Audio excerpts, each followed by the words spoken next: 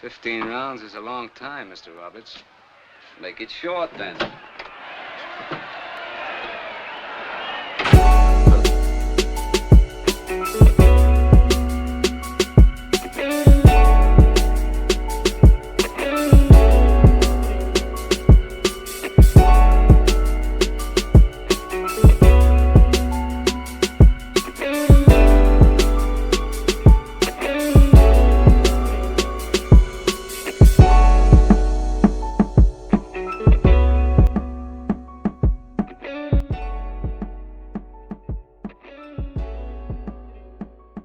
Greetings, people. I come again in peace. It has been a while. Nothing's really got my juices flowing.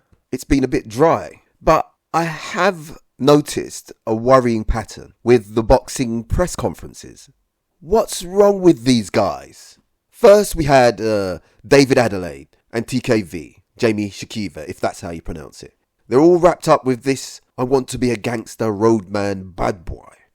Then we have this Big Baby Miller and Fabio Wardley ruckus. Well, Miller was Miller. This brash, rah-rah Brooklyn baloney. Very fatiguing. I know it sells the fight, but both incidents are a little over the top and have real dangers of escalating outside the ring. I know David Adelaide and TKV, they've fought already now, but it seems Adelaide doesn't know what he wants to be. He had a fracas with Wardley outside the ring where Wardley got injured. Then he offers TKV out, saying he gets busy anywhere. And they're hangers-on, trying to intimidate the security and whoever else. Where are we here? A shebeen? These guys were going to fight in a couple of days. Where's the professionalism? Unless I'm mistaken, this is a qualified occupation, a professional sport. You shouldn't need to be looking over your shoulders after a press conference, wondering if you'll get jumped, steamed, rushed or poked. Then you have the Big Baby Miller, who's lucky to be in boxing, getting out of shape just because Fabio Wardley articulately and clearly had a retort for Miller's trash talk. You see, Miller kept saying he did his homework on Fabio, which to him was reeling off the results of Wardley's recent fights. Then Fabio said he's done his homework, which exposed that Miller got a draw in his 5th fight. Miller didn't like that. Fabio wasn't even insulting. He just responded to Miller bragging about who he's fought. And he reminded Miller of a few facts, like he hasn't fought anybody either. And when Miller asked, "Who did you fight in your 5th fight?" Fabio came back with a simple, "I thought you did your homework." And that was enough. Miller couldn't stand it. And like the typical bully who couldn't gain ground with his verbal assaults, hosing and tough talk, he resorted to violent confrontation. Predictably. But I don't like these press conferences. I really do not like it when it goes this way. I don't like all that language and all the stuff that goes down. Totally unnecessary because we've got a really, really good competitive fight. It just seems it's happening a little bit too often now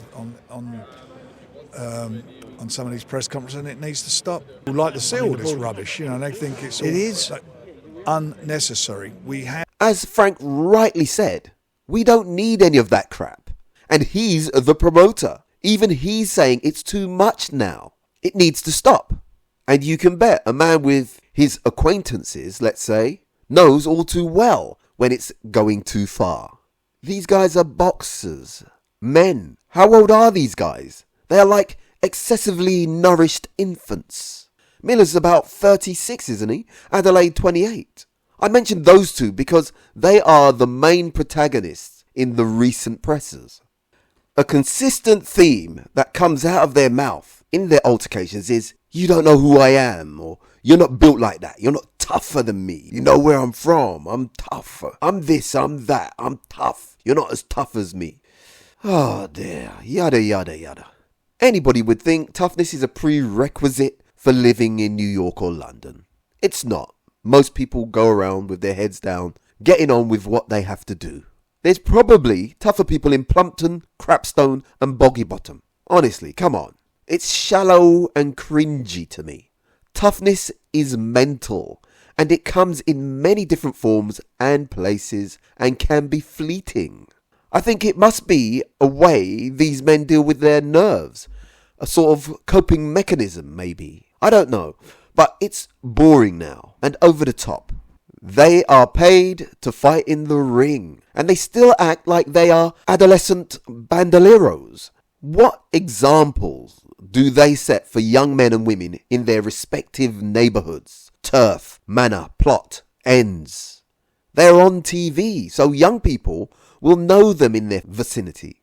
Not very good exemplars, role models, are they? There are major problems with crime and violence in towns and cities all over the world, New York and London especially.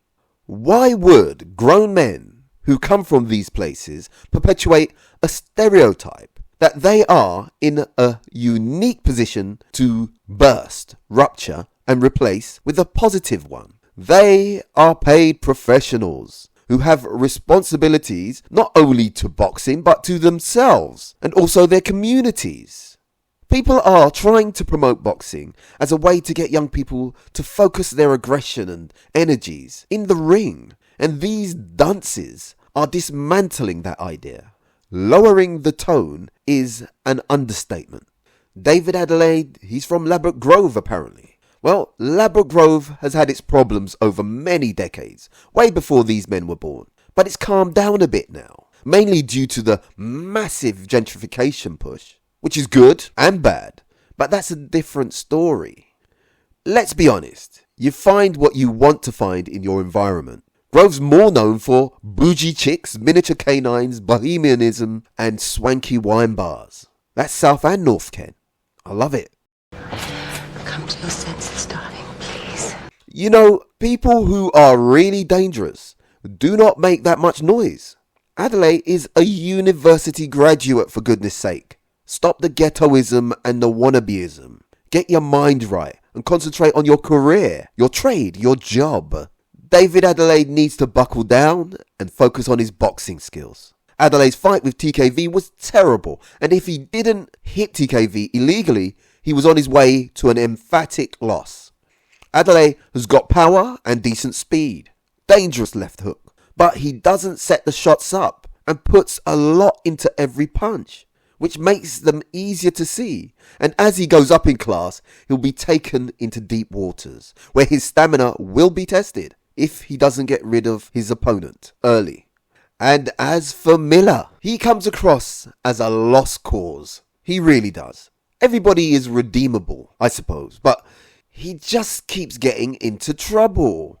With all the chances he's had, tested positive for 3 different PEDs in 2019 alone, before the AJ fight, shooting himself in the foot, messing it up for himself. Then again in 2021. Then weeks after the Dubois fight, he gets nicked, arrested, for carjacking no less, where he goes into a car dealership, chokes and slams the employee and repossesses his repossessed car. No! Well, not very astute, is it?